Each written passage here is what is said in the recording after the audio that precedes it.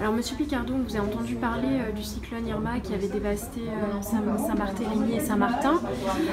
Est-ce que la Réunion aujourd'hui a quelque chose à apporter dans la reconstruction de ces îles?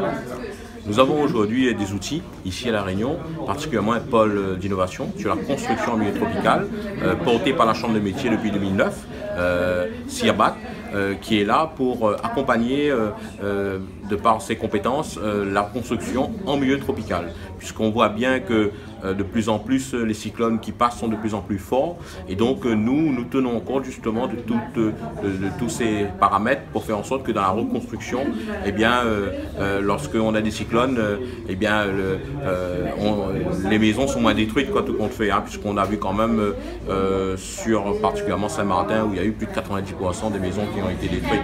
Donc c'est vrai que le fait d'utiliser cet outil que nous avons aujourd'hui est important pour la Réunion aussi, bien entendu, hein, puisque cet outil sert depuis de nombreuses années à accompagner les entreprises de la Réunion dans le développement, les recherches qu'ils souhaitent faire, en termes de formation aussi, puisque nous avons sur place des plateaux de formation. Mais il est vrai que cet outil sert aussi, je dirais, à l'ensemble des régions de France, puisque l'obligation de notre pôle d'innovation aujourd'hui, c'est de servir aussi, je dirais, d'accompagnement et surtout de diffuser les recherches que nous faisons à l'ensemble des régions de France. Est-ce qu'aujourd'hui la Réunion est équipée pour faire face à des vents de 350, plus de 350 km/h comme on a pu voir pour ce dernier cyclone?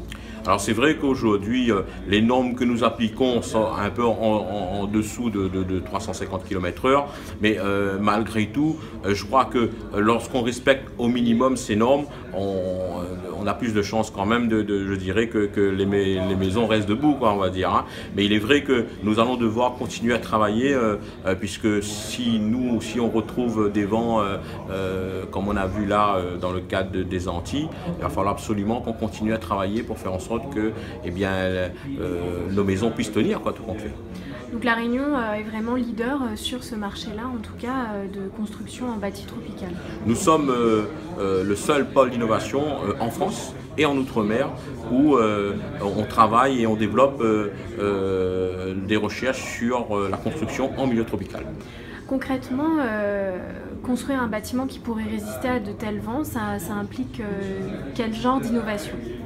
Bien écoutez, déjà il faut utiliser des matériaux qui peuvent tenir, je dirais, à des vents cycloniques très forts.